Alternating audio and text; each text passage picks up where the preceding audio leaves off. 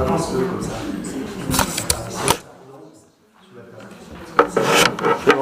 Bien. Alors, Monsieur Bell m'a dit présent. Monsieur Chavriat, présent. Madame Chaumeil, je l'ai aperçu. Monsieur Faure aussi, je l'ai aperçu. Madame Cuny aussi, je l'ai aperçu.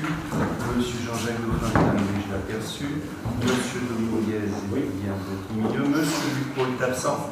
A donné pouvoir à Monsieur Dominguez. Donc absent.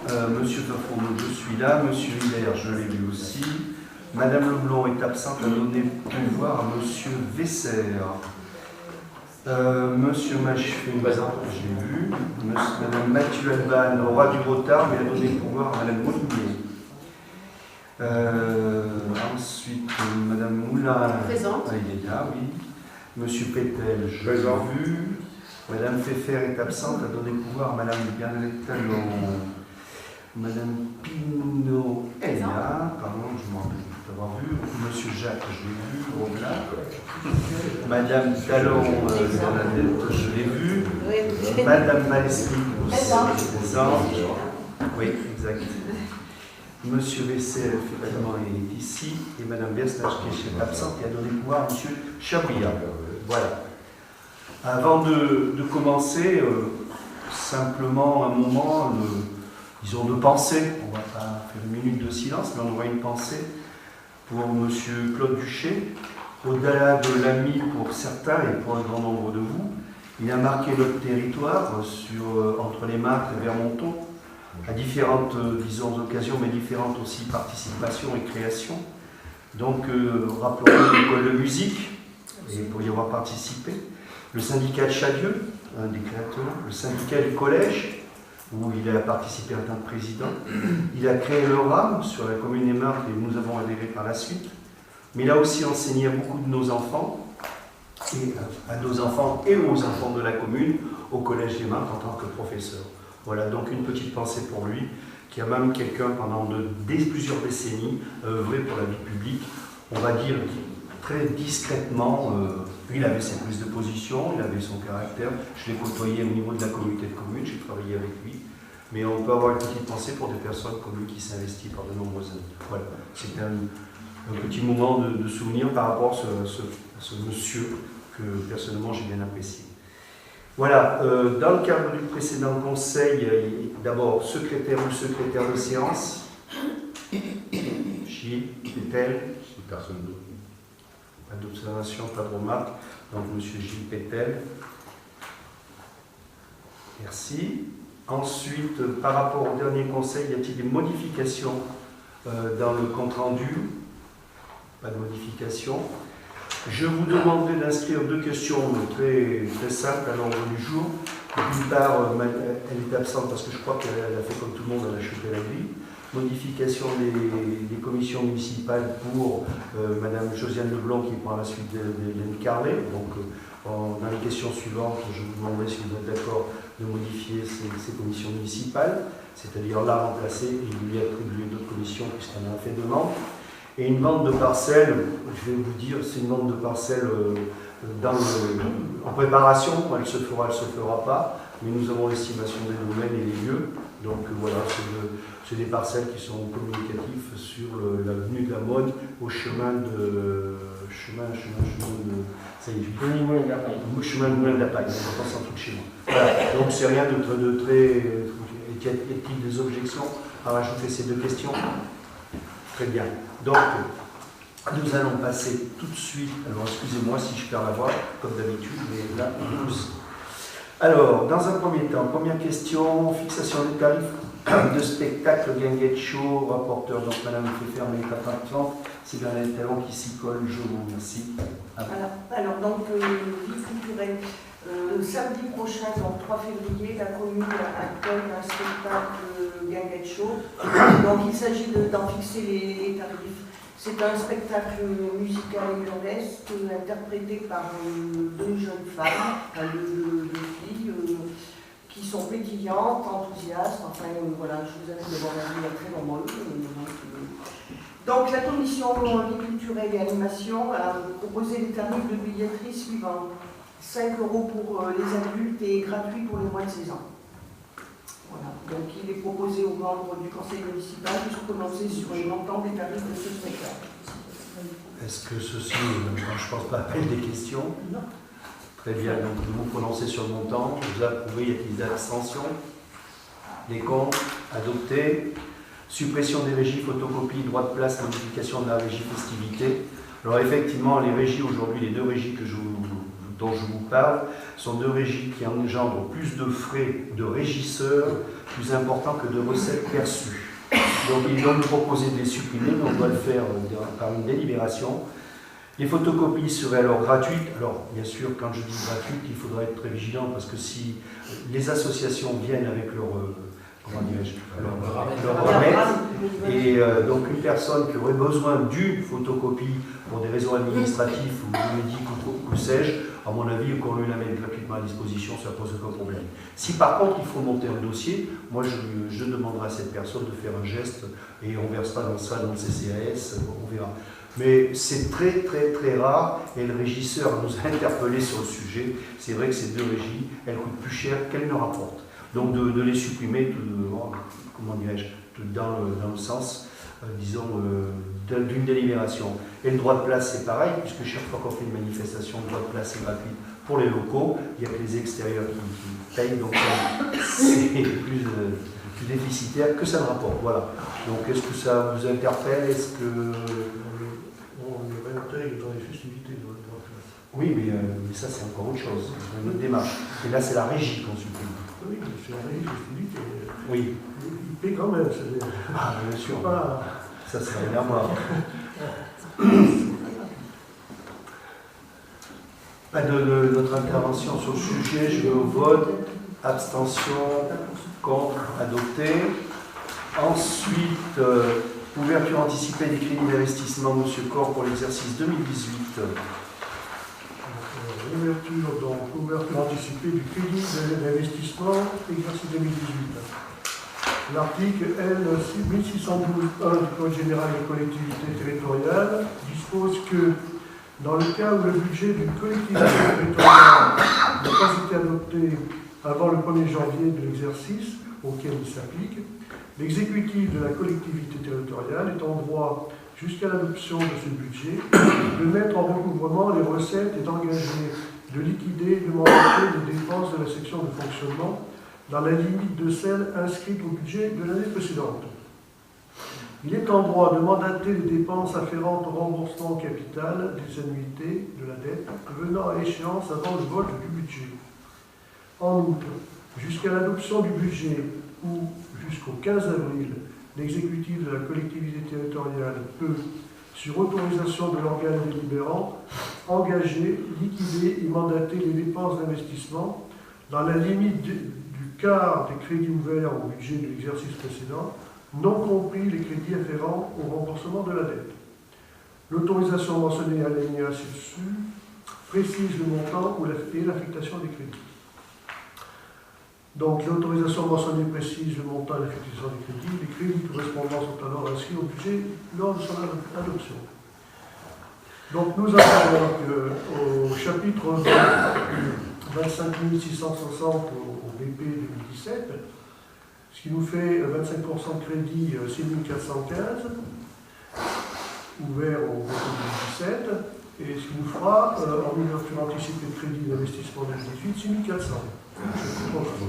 Au chapitre 21, nous avions 541 796,94 €. Ce qui nous, à 25%, ça nous fait 135 449 000 € et 23 centimes.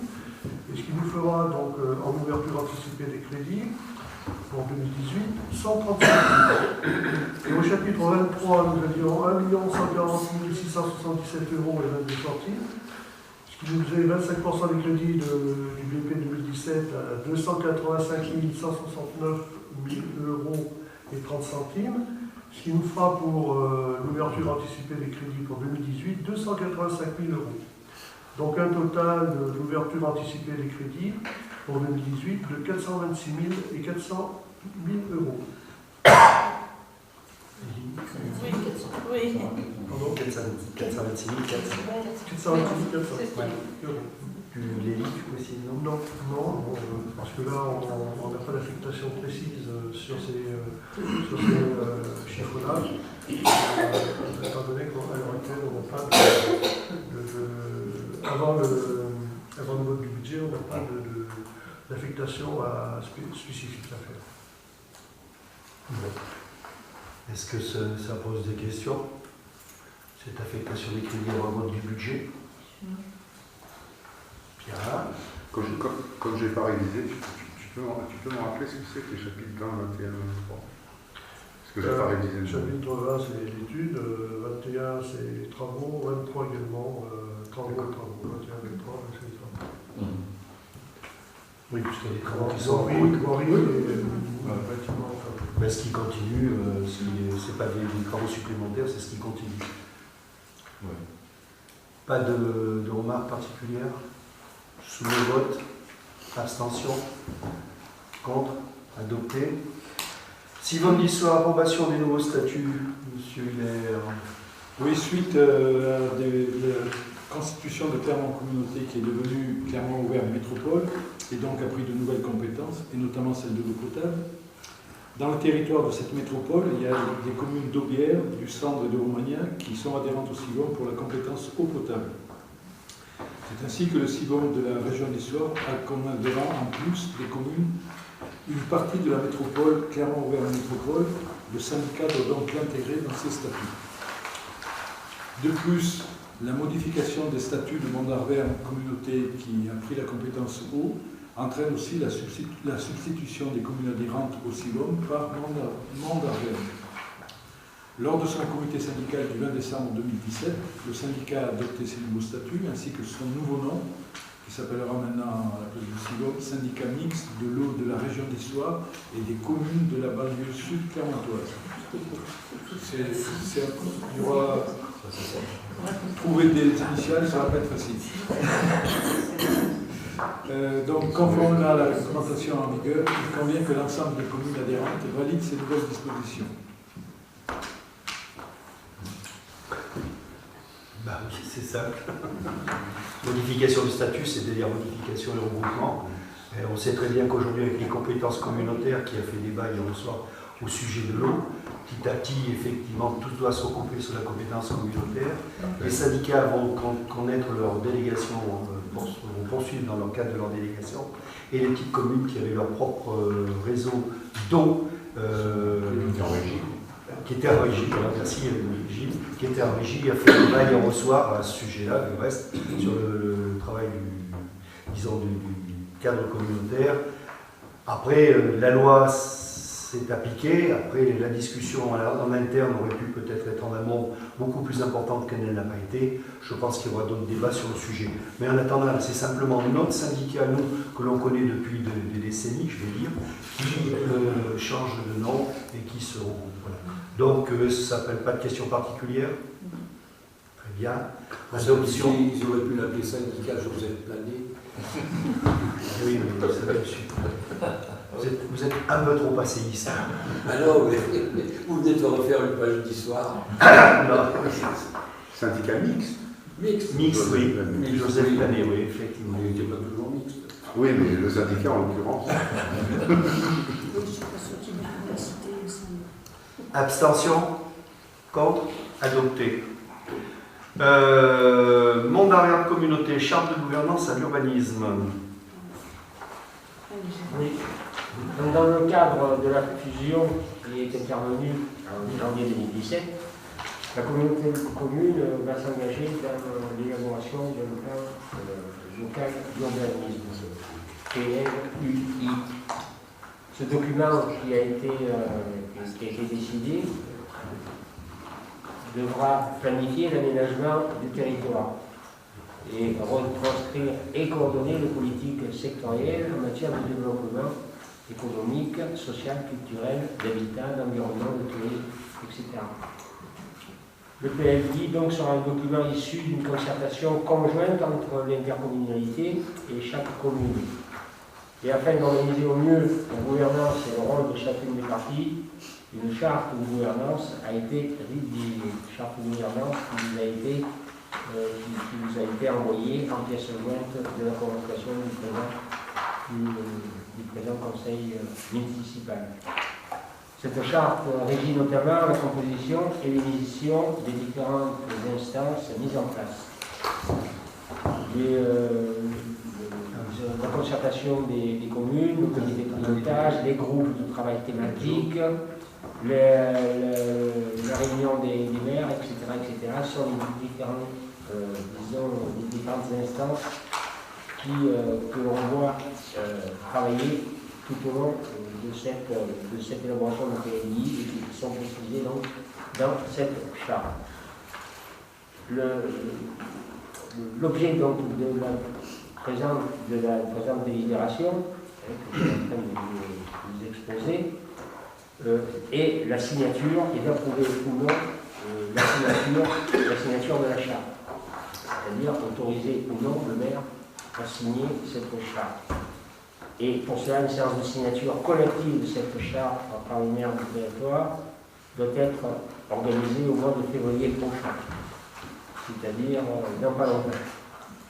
Il convient donc d'autoriser les maires de chacune des communes composant Mont-d'Arverne communauté à signer ce document. L'élaboration du PLI en lui-même a déjà été actée. Il a été acté par l'approbation des changements de statut de Mont-d'Arverne communauté, changements de statut sur lesquels chaque commune s'est positionnée. Une majorité, non, devrais-je dire, une non-minorité d'opposition ne s'est pas déclarée, donc évidemment ces statuts ont été adoptés. Ces statuts ont été adoptés, les prises de compétences qui ont été décidées dans ces statuts seront donc mises en place, et notamment l'élaboration du PLI. Donc on nous demande aujourd'hui d'autoriser le maire à signer cette charte de gouvernance. Il est bien évident qu'on ne nous propose pas de donner notre avis sur cette charte de gouvernance. Cet avis, normalement, on en a déjà tenu compte du fait de l'approbation par le comité syndical de Mont-d'Arverne communauté de lancer l'élaboration du PLI. Donc il vous est demandé d'autoriser ou non le maire à signer cette charte de gouvernance. Est-ce que ceci appelle des remarques? Si par contre il y a une remarque que je vais faire, moi, en tant que maire, et puisque c'est vous qui me donnez la signature sur un débat qui est relativement important, je ne me discrédite pas par rapport à ce que je dois penser de ce que j'ai dit déjà sur l'orientation par rapport au PLUI. Donc je ne participerai pas au vote. Je ne m'abstiens pas, mais je ne participerai pas au vote de manière à ce que vous me donniez la mission.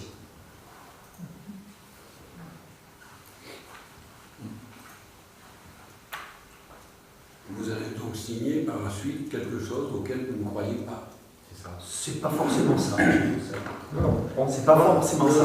Moi je comprends très bien, monsieur le maire, qu'il ne veut pas signer un papier qui l'autorise, en quelque sorte, à signer. Oui, oui. Ouais.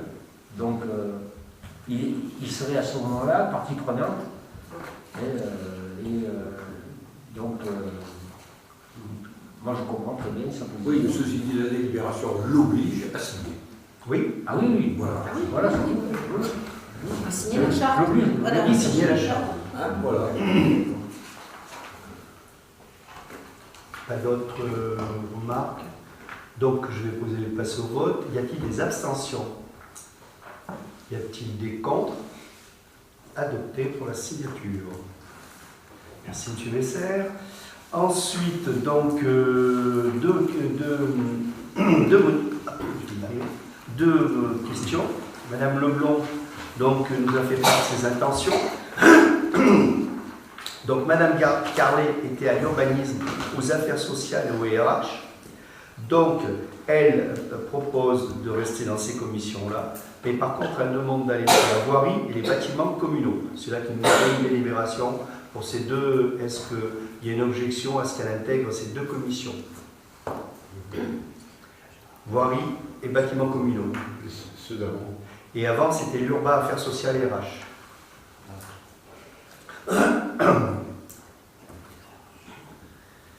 Pas de remarques particulières, pas d'abstention, pas de contre, adopté. Ensuite, vente de parcelles, je vais vous faire passer un plan, faites circuler. Je vous dis, c'est quand même très important comme parcelle. Vous regardez, vous faites circuler.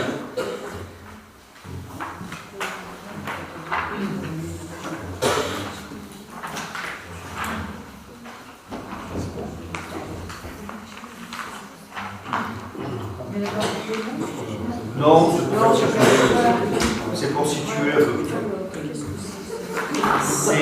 C'est deux parcelles qui n'existent même pas. Hein.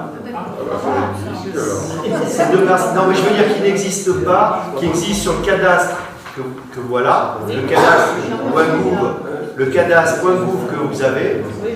Ce sont des parcelles communales privées. C'est en bleu, c'est les 600. Non, 655 et 655 et 654. Ce sont des parcelles communales privées qui n'existent pas sur, disons, en utilisation et en physique, mais qui sont sur le cadastre.gouv. Donc, le riverain nous demande, alors, c'est pour ça que je vous ai dit tout à l'heure, excusez-moi, nous demande, nous serions intéressés pour racheter le chemin communal qui longe nos terrains situés entre la zone ZM 150 et 468, chemin qui va donc de l'avenue de la Mode au chemin du Moulin de la Paille, estimé par les domaines, comme c'est du constructible, à 20 euros, comment dirais-je, à 20 euros du mètre carré. Alors, je pense que ça va le dissuader, mais c'est l'estimation des domaines, c'est pas nous qui fixons un prix. Par contre, si toutefois il était intéressé pour l'acquisition de ces parcelles, le prix étant fixé, mais par contre, ça sera les frais de notaire, plus les frais de géomètre, et tous les frais attenants à ces deux parcelles, qui seraient à sa charge. Ce qui est tout à fait normal.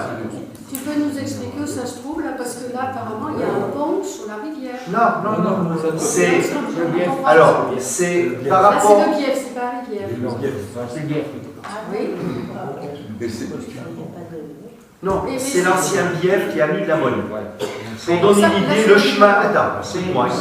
Le chemin qui est en face de ces deux parcelles, tu le connais très bien parce que c'est le chemin. Voilà. Donc là, il y a le bief, il existe toujours puisqu'il est canalisé. Le bief existe toujours parce qu'il est canalisé. Les deux parcelles qui descendent là sont intégrées aux deux parcelles, on va dire. Donc les propriétaires entretiennent ou n'entretiennent pas. Nous ont demandé de pouvoir les racheter. Moi, je ne vois pas si ça nous perturbe en rien. Simplement que c'est un prix qui est fixé par les domaines et que, effectivement, étant demandeur, tous les frais afférents à cette affaire seront à sa charge. Donc, il va payer plus cher de notaire et de prix de terrain que ce que ça va lui rapporter. Après, ce sont des terrains constructibles, ça lui agrandit sa propriété, voilà, c'est tout. Donc, il les veut, il les achète dans les conditions que le conseil municipal, si vous en êtes d'accord, lui fixe. Oui. Tu disais que c'était un chemin communal? Non. Oui, je peux donner quelques explications. Parce qu'on voit mal. Complément d'explication. Pour le situer, le rectangle qui est en partie basse à droite, c'est l'école des Roseaux.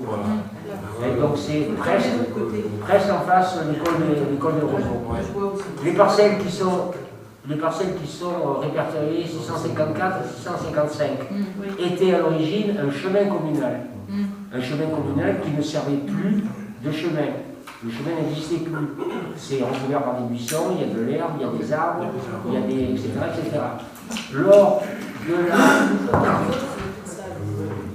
de la réorganisation de notre voirie communale, rappelez-vous, c'était en début de mandat où on avait fait le tour de tous les terrains communaux qui étaient considérés comme biens communaux publics et qui, en réalité, ne l'étaient plus. Soit ils avaient des particuliers étaient accaparés, d'autres ne servaient plus à rien. Et lors de cette réorganisation donc, de la voirie communale, nous avions donc décidé de déclasser ce chemin communal qui n'était pas donc cadastré, donc qui n'avait pas de numéro de parcelle, et nous l'avions déclassé et on l'avait donc divisé en deux. Alors, pourquoi le diviser en deux? Parce qu'on avait, disons, anticipé le devenir de ces deux parcelles, à savoir peut-être que les riverains seraient intéressés, moitié, pour qu'il n'y ait pas de disbise et dire pourquoi vous donnez le chemin entier, moi je suis intéressé.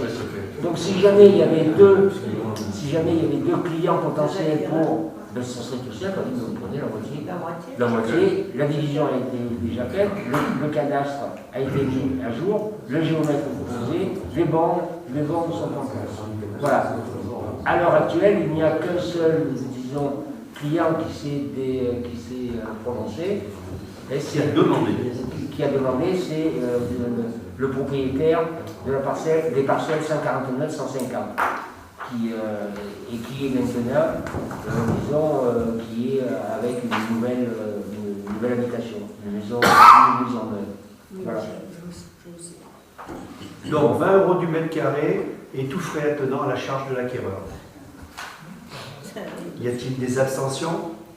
Des comptes? Adopté. Donc les deux questions à l'ordre du jour étant faites, maintenant nous allons passer dans le cadre des questions diverses. Dans un premier temps, M. Chabry a demandé la parole au siège. Oui, je donnais un compte rendu tricutsal de l'Assemblée Générale du siècle du 9 décembre à la Grande Halle. Alors, après les classiques questions d'ordre, le rapport d'orientation budgétaire et des années financières, la présentation des comptes sur les différents chapitres, notamment les emprunts. C'est quand même une précision. Ces emprunts seront exclusivement destinés à financer les investissements de travaux d'électrification rurale ou d'éclairage public. Et il est décidé de ne souscrire des contrats auprès des banques que à taux fixe. Voilà donc la décision qui a été prise. Ensuite, il y a eu la reconduction des conventions de mandat et de travaux avec Sémélec, qui est une émanation Sémélec du SIEG et du Conseil général pour faciliter les prises de décision et les travaux. Adoption à l'unanimité du programme d'électrification rurale en renforcement, enfouissement, sécurisation, esthétique concernant 98 communes, dont Vermonton pour le quartier Henri-Durand. Voilà. Le budget de fonctionnement a été voté à l'unanimité en équilibre à 17 719 402 €. Le budget investissement, pareil, a été voté à l'unanimité en équilibre à 57 227 418 €. Alors il y a un point de détail qui a été abordé ensuite concernant, et c'est pour toutes les communes qu'il faudra le faire, un point a été abordé concernant les accidents, quand il y a eu un candélabre, qui a été lors de quelqu'un recule dans une voiture, que ce soit dans un lotissement ou sur la voie publique, souvent les gens ils ne déclarent pas leur assurance, et c'était jusqu'à présent, c'était le siècle qui payait. Alors il faudra faire très attention. Si on voit quelqu'un, il faudra bien vite relever le numéro de voiture, parce que c'est à leur assurance de payer. Parce que dans le cas autrement, le SIEG fera les travaux, mais il nous en facturera 50%. Ah, ça change. Voilà, donc il faut qu'on soit vigilant. Voilà. Donc la dernière modification, si je comprends bien, c'est que s'il y a un accident, il va falloir qu'on soit attentif parce qu'auparavant il prenait à charge la totalité. C'est ça. Tandis que maintenant, il va falloir être attentif. Mais si nous, on constate personne, Ça sera 50-50. Ça fera 50-50. Donc il y a intérêt, sitôt qu'il y a un accident, disons que chaque fois qu'il y a un accident sur un candélabre, quand on le sait, en général il y a un constat d'amiable qui est fait et on transmet. Voilà. Mais après, là, il parle d'une personne qui fuit. Qui fuit, oui. Voilà. Ou qu'on constate le lendemain matin, tiens, Ouais, bon. Voilà, donc c'était important quand même. Ah oui. Bien. Ensuite, dans le cadre des informations et questions diverses, Madame Molinier, l'école. Oui, donc nous avons eu des conseils d'école extraordinaires qui se sont tenus en maternelle donc le 18 janvier et en élémentaire hier soir, donc concernant les rythmes scolaires. Donc que ce soit en maternelle ou en élémentaire, les 4 jours ont été retenus. Donc je tiens à préciser quand même nous avons voté, on a eu 2 voix, monsieur le maire et moi, nous avions 2 voix. Les parents d'élèves avaient, en fonction du nombre de classes, avaient des voix également. Les enseignants et les DDEN avaient, les enseignants avaient 4 voix en fonction des classes et les DDEN avaient 1 voix. Donc nous avons voté les 4 jours en conformité avec la décision qui a été prise lors de la commission scolaire.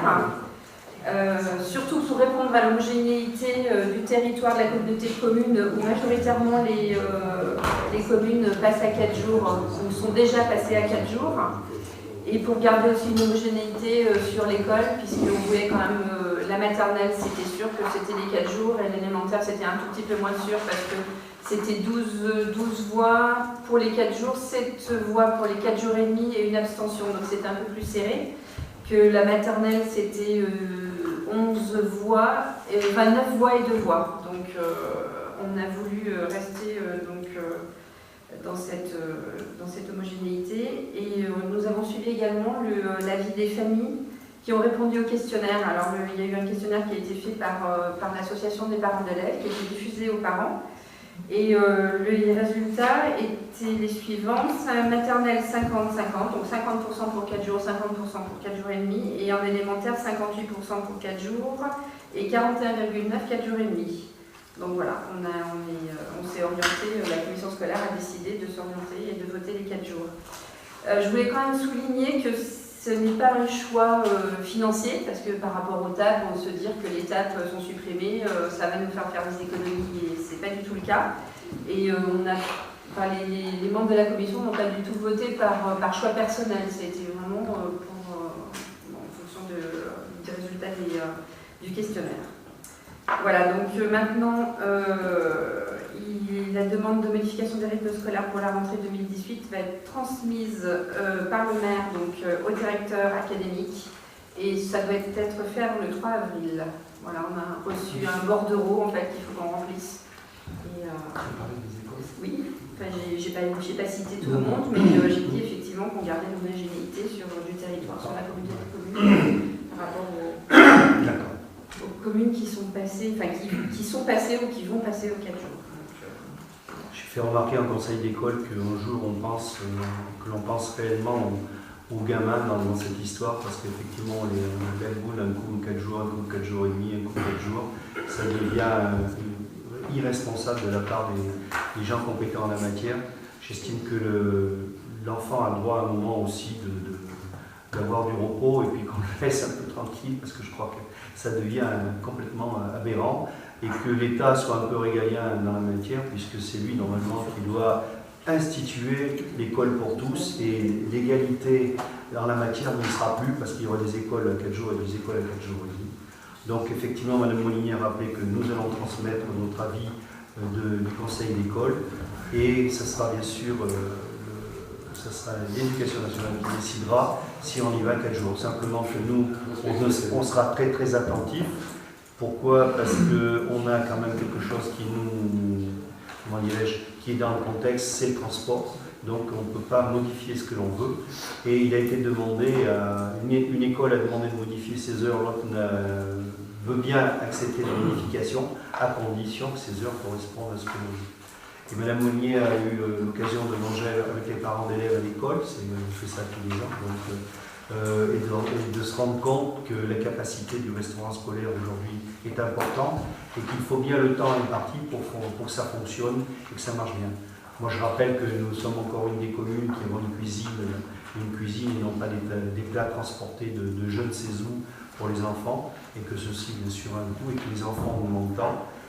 À la cantine, parce que de plus en plus d'enfants mangent, nous, notre comment dirais-je, équilibre, parce que j'aime pas dire déficit, mais pour certains c'est un déficit, pour moi c'est un équilibre, la commune participe à ce niveau-là, l'équilibre augmente parce qu'il y a de plus en plus d'enfants. Donc voilà, il faut qu'on soit très très attentif sur l'école. Je pense que notre école est appréciée au demeurant, et qu'elle a toujours eu ce qu'elle a voulu avoir, et c'est pas d'aujourd'hui ni d'hier, c'est bien avant, donc je tiens à préciser qu'il n'y a pas de, je m'en gargarise de rien du tout, mais qu'il faut qu'aujourd'hui tout le monde comprenne qu'il y a des évolutions au sein des écoles, et quelles qu'elles soient. Donc voilà, je rajouterai simplement ça. Juste pour précision, il y a 220 repas par jour à la cantine, parce que tous les jours. Du boulot. Du boulot, oui. Voilà. Monsieur, oui. Oui, tout à l'heure, vous avez fait, et vous avez très bien fait de rappeler donc le décès de M. Duché, si vous voulez. C'est un peu dans le même genre. Ça nous ramènera quelques années en arrière. Je crois que vous avez peut-être noté le décès de M. Patrick Devaquet, qui était ministre de l'enseignement supérieur il y a 30 ans, 40 ans. Ou bien 40 ans. Bon, ben, il vient de décéder. Voilà. D'accord. Il ne se rappelle pas que c'était... Ah, si. Il a foutu un bazar. Si, je me rappelle Ah, bien. Il y a plus que ça. Bon, peu importe sur les débutants, c'est malheureux quand on a cette une femme, quelle que soit. Monsieur Bell avait demandé la parole en questions diverses. Alors, Monsieur le maire, je vais par la présente, en même temps que renouveler mes vœux à titre personnel, ainsi qu'au nom des 40% de nos concitoyens qui ont fait confiance lors des élections 2014, profiter de l'occasion que vous donnez, que nous offert, pour revenir sur votre discours du 14 juillet. Du 14 juillet? Oui, du 14 juillet. Non, mais moi, il faut beaucoup de temps. Où je partage avec vous les valeurs républicaines que vous avez énoncées et notre cordiale discussion qui s'en est suivie concernant ma position au sein de l'opposition, arguant le fait que la démocratie soit respectée, y compris les différences de point de vue. Lors de la cérémonie des vœux à la salle Harmonia, vous avez rappelé ces fondements de notre socle républicain, base d'une société solidaire, où le vivre ensemble doit être un ciment entre les individus et les générations. Mais il convient de l'appliquer avec discernement, car nous ne sommes pas dans un monde de bisounours. Malheureusement, des actes d'incivilité et des méfaits de délinquance persistent dans de nombreuses villes, mais aussi dans des petites communes comme Bermonton, et nous devons bien évidemment être unis pour tenter de les éradiquer. Ce n'est pas en rétablissant la censure ou la stigmatisation que nous y parviendrons. C'est pourquoi, personnellement, j'adhère au projet gouvernemental concernant le service civique en remplacement du service militaire, les cours d'éducation civique à l'école. Mais aussi, il faudrait accepter nos différences dans un climat apaisé au niveau local, que les idées et les suggestions de l'opposition ne soient pas systématiquement écartées et l'information mise sous le boisseau. Au cours de votre discussion, j'ai compris qu'entre nous deux principes de gestion s'opposent. L'obligation de moyens, qui s'applique aux règles administratives, notamment de la fonction publique, dont vous êtes issu. Je n'ai rien contre les fonctionnaires, c'est un mal nécessaire. Moi, je suis issu de la fonction publique. Enfin, D'État, pas territorial. Et l'obligation de résultat, qui est le moteur de la vie, voire de la survie du secteur privé et des entreprises. Si les deux modes de gestion peuvent et doivent cohabiter, il faut reconnaître que le premier, appliqué seul, ne peut conduire à la faillite. C'est vrai pour les États comme pour certaines associations. Car sans résultat, la sanction est cruelle. Le recours à papa État et maman sécurité sociale font désormais partie d'une idéologie passée. Pour finir et éclairer mon propos, je vais citer un exemple de la compétition sportive. Lorsque deux équipes s'affrontent, elles sont toutes les deux méritantes. Mais une seule remporte le relais. Rien n'empêche le capitaine de les récompenser et de féliciter ses joueurs, sans pour autant monter sur le podium. Ce sont les vœux que je formule en tant que citoyen libre et conseiller d'une opposition constructive, car il appartient aux élus de tous bords et de tous niveaux de donner et de montrer l'exemple. Merci de votre attention.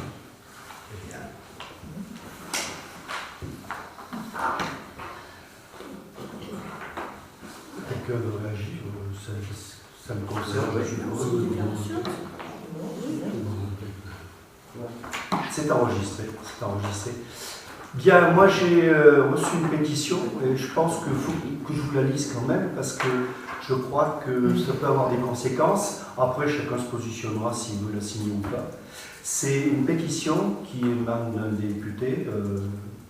Alors, c'est pas parce que c'est Mme Pires-Bonne que je la transmets, mais j'estime qu'avec ses collègues sénateurs et autres, l'ensemble des députés sont tout à fait d'accord au niveau de ce qui se passe sur le plan, on va dire, du Puy-de-Dôme, surtout pour une justice proche des citoyens pour le maintien de la Cour d'appel d'Orion. Les récentes annonces du gouvernement comptant sur l'adaptation de l'organisation territoriale issue des 5 chantiers de la justice, lancés par Mme la garde des Sceaux le 5 octobre 2017, ne sont pas aussi rassurants qu'elle veut bien le paraître.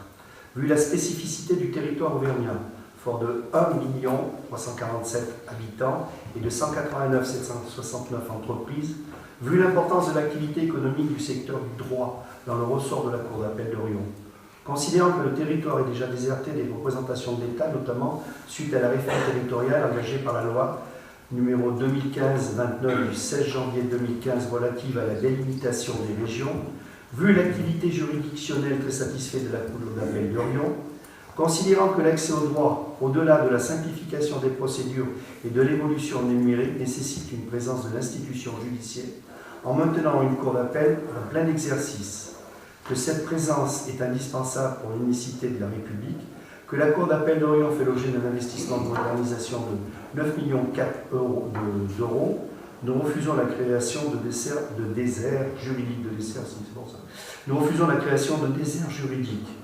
Donc nous sollicitons de Mme la garde des Sceaux le maintien de la Cour d'appel en plein exercice à Riom. Voilà, la pétition est simple, elle est compréhensible.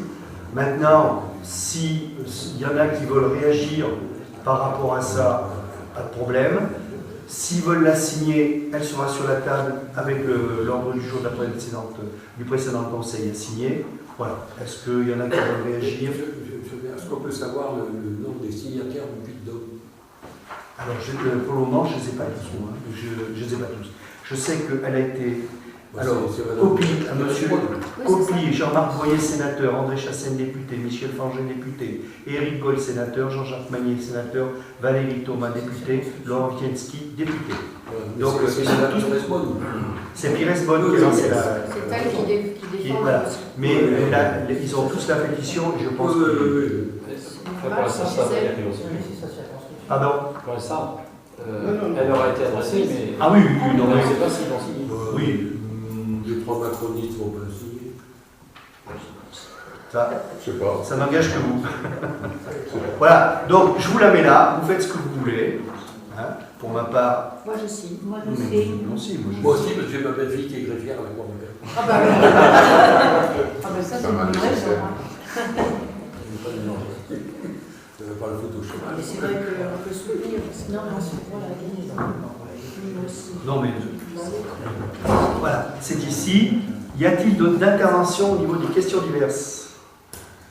Bien, bah écoutez, la séance est levée à 21h15. Merci à vous. C'était...